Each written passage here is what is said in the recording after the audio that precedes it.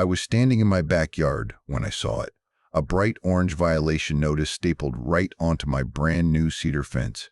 For a second, I honestly thought it was a prank. Then I started reading, and that's when it hit me. This was about to turn into a full-blown war with my HOA.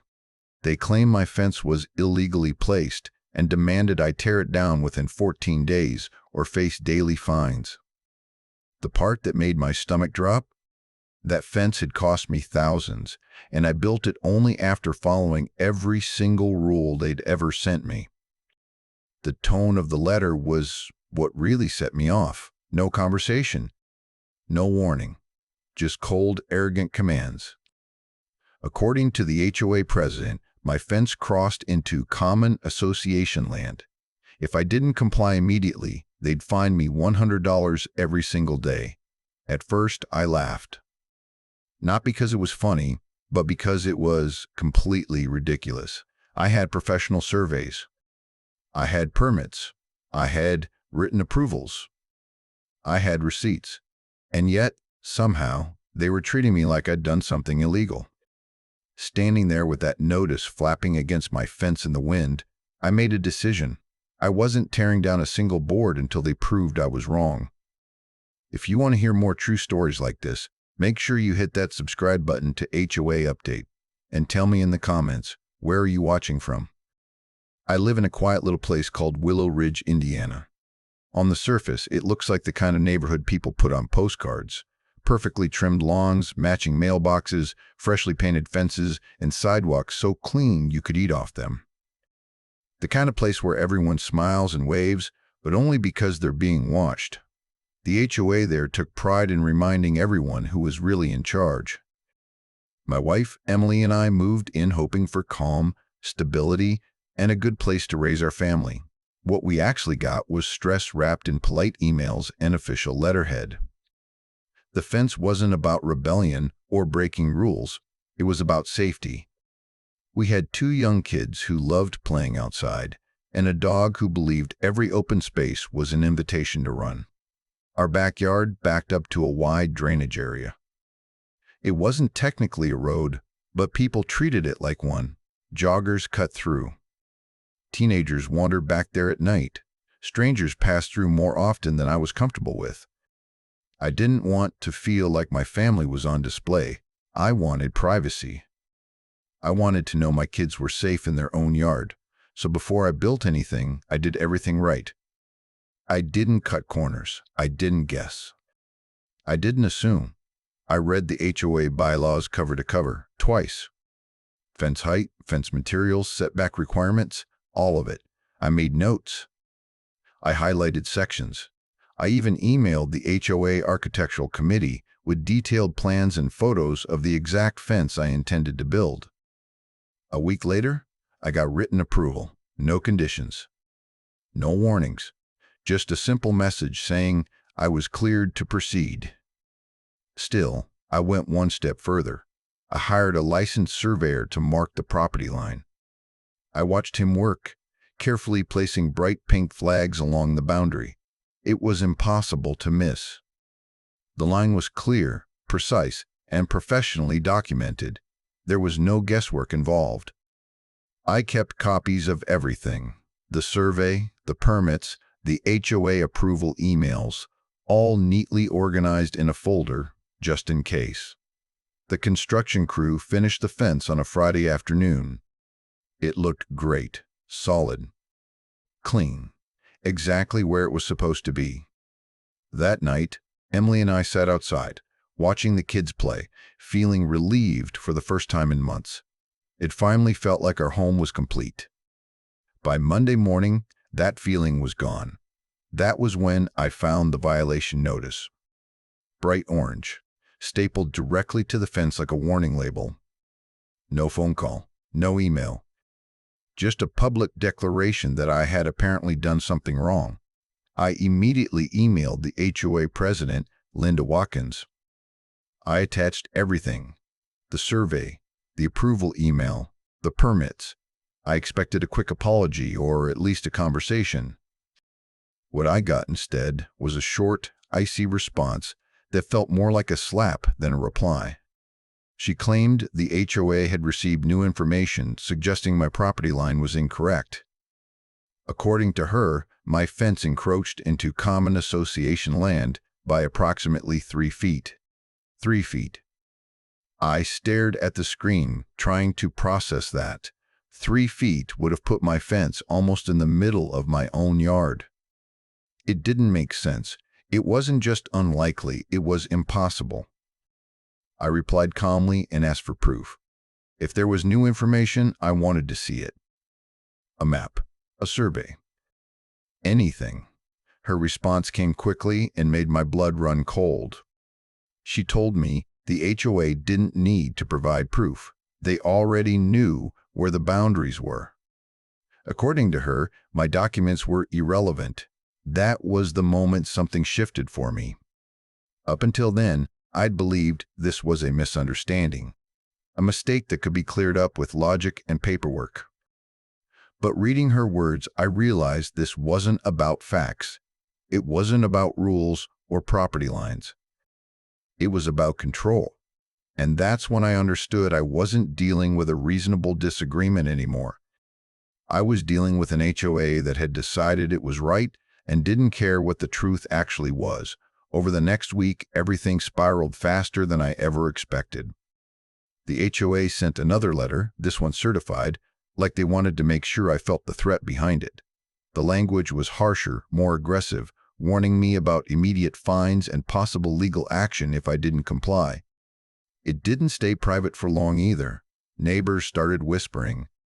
People who used to wave suddenly avoided eye contact. A few stopped me while I was walking my dog and asked in hushed voices if I was in trouble. That word alone made my stomach tighten. I knew I needed to push back the right way, so I formally requested a hearing. They scheduled it for a Tuesday night, 3 weeks away, conveniently after the deadline to start fining me. When I pointed that out in an email, I was told fines would continue pending resolution. In other words, guilty until proven innocent. The night of the hearing, I walked into the HOA meeting room with a thick folder under my arm.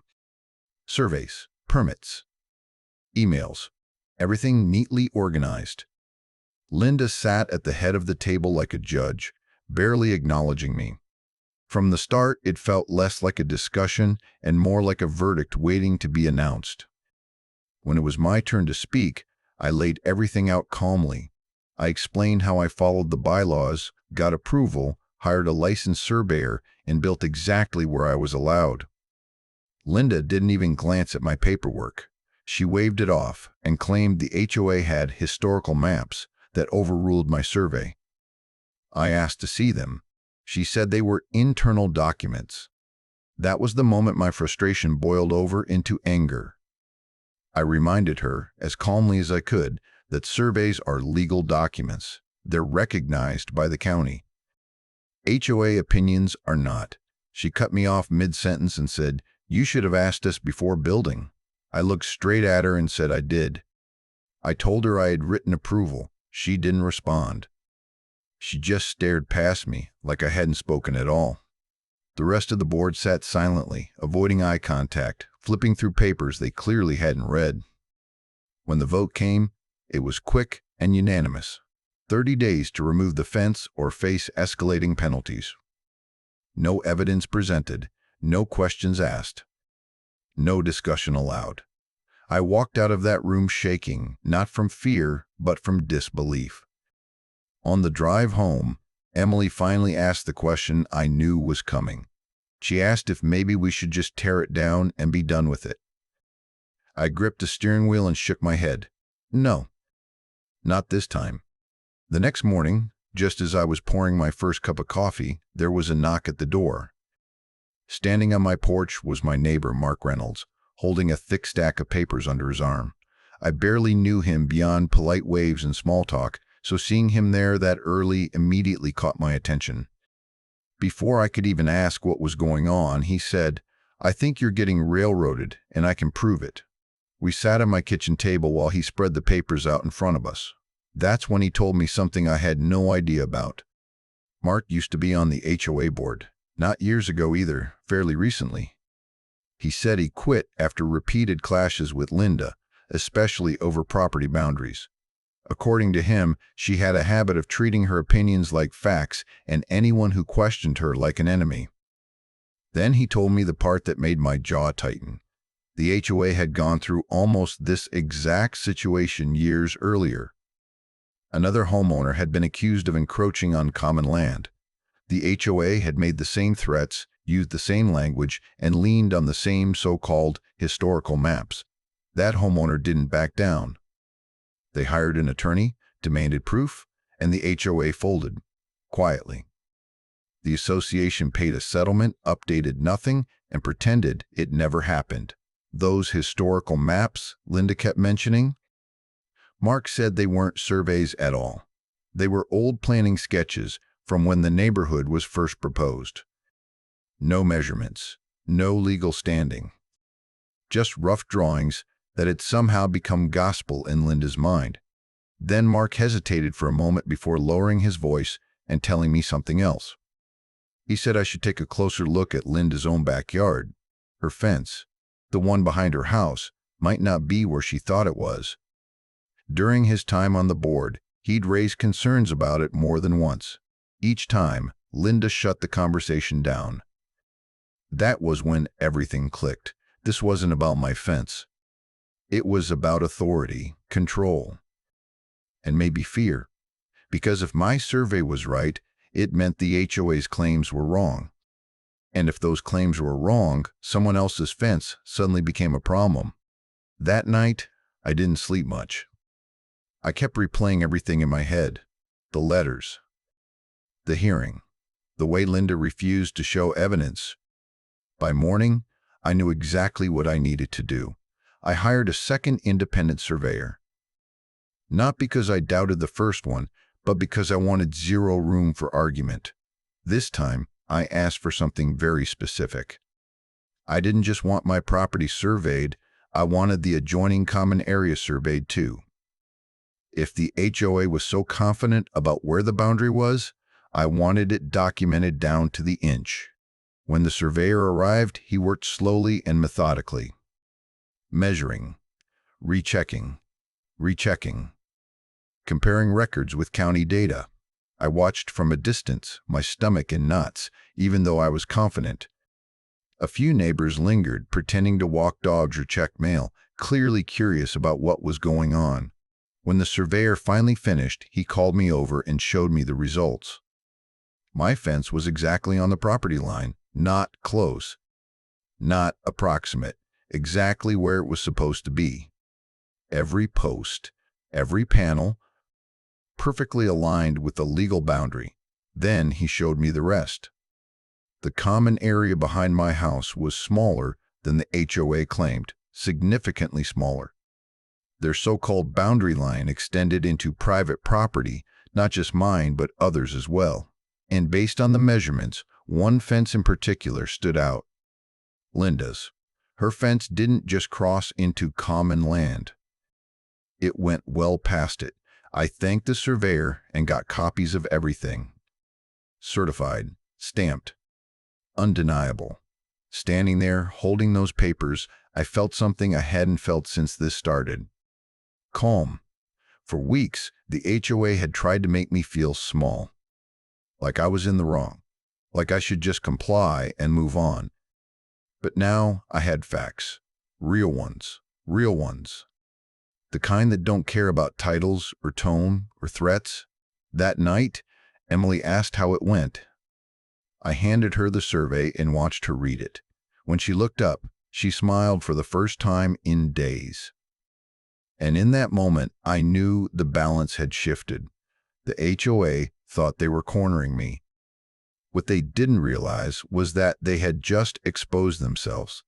With 2 independent surveys in hand, written HOA approval emails printed out, and Mark willing to testify about what he'd seen while serving on the board, I stopped reacting and started acting. Up until that point, everything I'd done had been defensive, responding to letters, attending hearings, trying to prove I wasn't wrong. That phase was over. Now it was time to push back. I hired a real estate attorney named James Holloway. From the first meeting, he didn't mince words. He told me this wasn't a misunderstanding anymore. It was harassment, plain and simple. He went through my documents one by one, nodding as he read, occasionally shaking his head. When he finished, he leaned back in his chair and said, "They don't have a case. But they're counting on you not knowing that." James drafted a formal demand letter and sent it to the HOA. It laid everything out clearly and professionally. The letter detailed their violations, their bad faith enforcement of the rules, and the way they had ignored documented evidence. It also addressed the threats, the premature fines, and the refusal to provide proof. There was no emotion in it, just facts and law. But the most important part of the letter was one simple request: proof. If the HOA believed my fence encroached on common land, they were asked to provide the legal documentation supporting that claim. A survey, a deed, anything official. The response was telling. They didn't provide proof because they didn't have any. Instead, Linda escalated. She sent another notice accusing me of intimidation for involving an attorney. She attempted to fine me retroactively for weeks that had already passed, even though the matter was still under dispute. The numbers kept climbing, clearly meant to scare me into backing down. James wasn't impressed. He told me this kind of behavior only strengthened our position. Within days, he filed a formal request for mediation, forcing the HOA to sit down with us under neutral oversight. At the same time, he submitted a complaint to the county, outlining potential HOA overreach and selective enforcement. That move changed everything. Once the county got involved, the HOA was required to turn over documents, emails, internal communications, any records related to property boundaries and enforcement decisions. It's called discovery, and it has a way of dragging uncomfortable truths into the light. That's when the twist came out. Buried in old board emails and inspection notes was a recurring issue that kept popping up. Linda's fence. Multiple references. Multiple discussions. Years of back and forth between board members about whether it encroached on HOA land. And not just a little, nearly 4 feet. Worse, the email showed that Linda knew about it. She'd been warned. She'd been advised to fix it. She ignored it every time. When other board members pushed the issue, she shut it down, citing her authority as president. Reading through those documents made my hands shake, not from fear, but from anger. She had spent years protecting her own violation while aggressively targeting others. And now she was trying to force me to tear down a fence that was legally placed, all while hers stood illegally on common land. James smiled when he saw the evidence. He told me this wasn't just a defense anymore. It was leverage, strong leverage. For the first time since this ordeal began, the power dynamic had completely flipped. The HOA wasn't dealing with a homeowner they could bully. They were facing their own paper trail, their own contradictions, and a truth they could no longer hide. Linda thought she could outmaneuver me by escalating. Instead, she had exposed herself, and the walls were starting to close in. The HOA called an emergency meeting less than a week later, and the tension was obvious before I even walked through the door. Word had spread fast.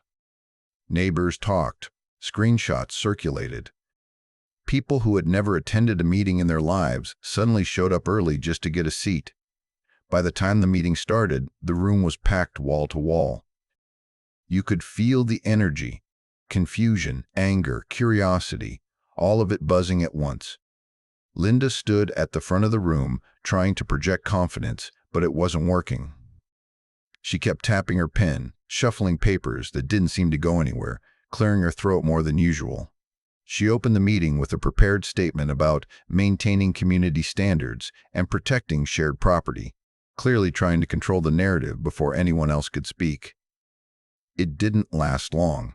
James stood up calmly and asked permission to present evidence. Linda hesitated, glanced around the room, and realized she didn't have a choice. He connected his laptop to the projector, and the screen lit up with the first survey. Clear lines. Measurements. stamps, county seals. He explained everything in plain language, walking the room through exactly where the property line was and how my fence aligned perfectly with it. Property lines don't lie. Then he showed the second survey. Same conclusion. Different company. Same result. You could hear murmurs ripple through the room. People leaned forward. Some shook their heads. Others whispered to each other. James wasn't finished. He pulled up photographs, aerial views, marked boundaries. And then, slowly, he highlighted another section of the map, Linda's property. Her fence. The line didn't just touch the boundary, it crossed it. By several feet, Linda immediately spoke up, her voice sharp. She claimed she had no idea, said it must have been a mistake by the builder. Suggested the records were wrong. But James calmly switched slides and brought up emails.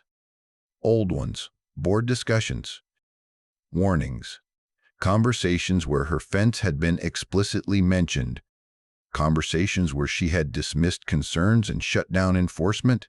The room went silent. Then it exploded. Residents started asking questions. Loud ones. Why was I being fined when my fence was legal? Why was Linda allowed to ignore a violation for years? How many other rules had been selectively enforced? Hands shot into the air. Voices overlapped. People stood up, demanding answers. The board members looked stunned. One by one, you could see it hit them. They hadn't been enforcing rules.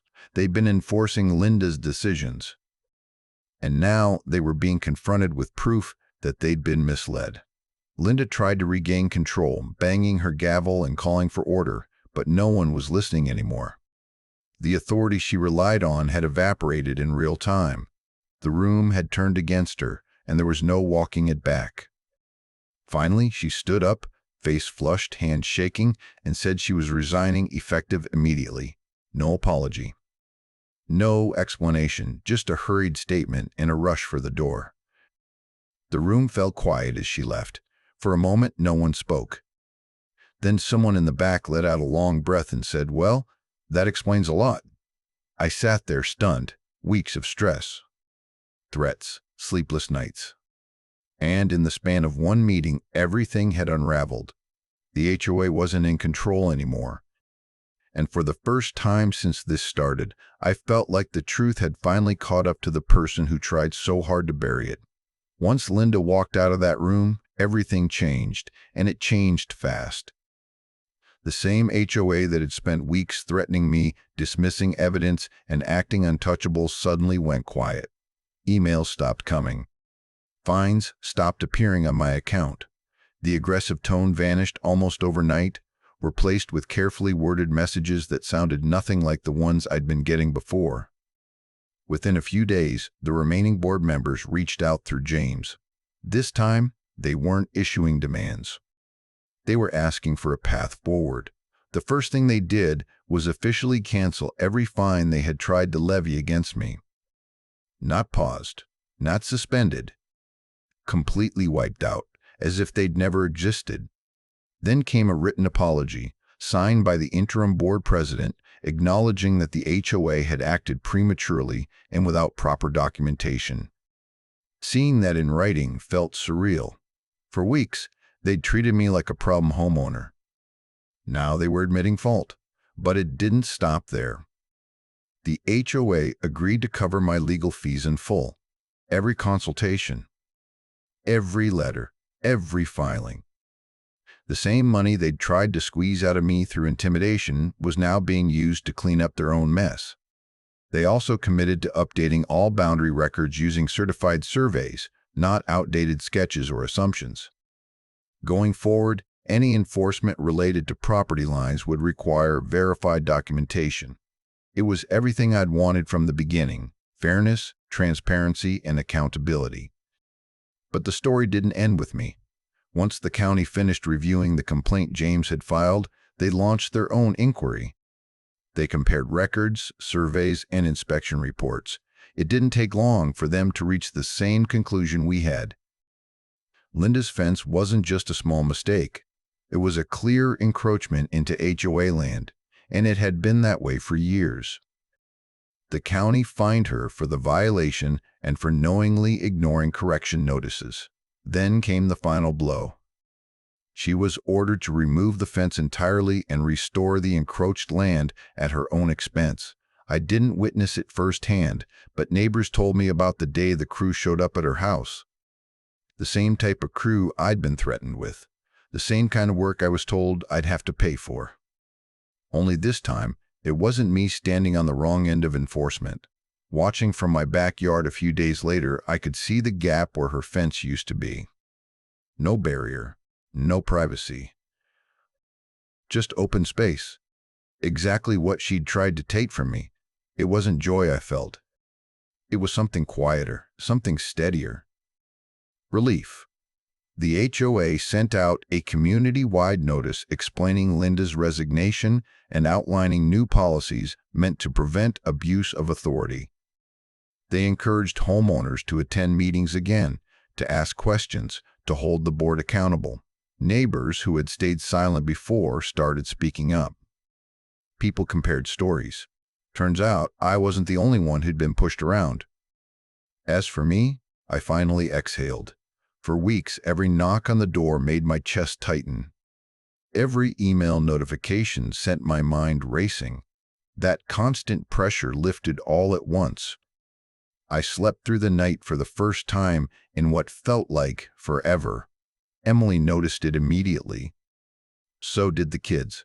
The tension that had hung over our house quietly disappeared. One evening, I stood in the backyard, leaning against my fence, my perfectly legal, perfectly placed fence, and watched my kids play. No strangers cutting through. No letters flapping in the wind. Just laughter and the sound of our dog racing along the grass. That fence never moved an inch. Linda's did. And, in the end, that was the most fitting outcome of all. She tried to weaponize rules to control others, convinced no one would challenge her. Instead, those same rules caught up with her. Poetic justice doesn't always arrive loudly. Sometimes it shows up with paperwork, survey lines, and the quiet certainty that the truth eventually wins, and this time, it did. After everything settled, life didn't snap back to normal all at once. It eased its way there, slowly and quietly, like the neighborhood itself was exhaling after holding its breath for too long. The constant emails stopped. The certified letters disappeared. Weeks went by without anyone mentioning violations or fines, and for the first time since we'd moved in, the HOA felt more like a background detail than a looming presence. The board restructured almost immediately. Several members stepped down voluntarily, admitting they hadn't asked enough questions or challenged decisions when they should have. New volunteers took their place, and the tone shifted. Meetings were announced well in advance. Agendas were shared openly. Minutes were posted for everyone to read. For the first time, homeowners were encouraged to attend instead of subtly discouraged. One of the biggest changes was transparency. The HOA hired an independent management company to review procedures and recommend safeguards against abuse of authority. Enforcement actions now required documented evidence. Property disputes had to be backed by certified surveys. No more vague references to historical maps or internal knowledge that no one could see. Everything had to be in writing, accessible to residents. That shift rippled through the neighborhood in ways I didn't expect. Neighbors started talking again, not whispering or avoiding each other, but real conversations. People compared notes about past experiences with the HOA. Stories came out about warnings that never made sense, fines that felt arbitrary, and rules enforced unevenly. For many of us, it felt validating to finally realize we weren't alone. Mark became something of an unofficial historian for the community, helping the new board understand what had gone wrong and how to avoid repeating it. He wasn't interested in power, just fairness. Watching him work with people who actually listened was refreshing. As for our home, the tension that had wrapped itself around it slowly unraveled. Emily started spending more time outside again, gardening along the fence line without worrying someone would tell us to rip it out. The kids played freely in the yard, their laughter carrying across the grass without interruption. Our dog had his boundaries now, and he loved them. The fence never moved, not an inch. It stood exactly where it had been built, solid and quiet, no longer a symbol of conflict, but of closure. Every time I looked at it, I felt a sense of calm instead of anger.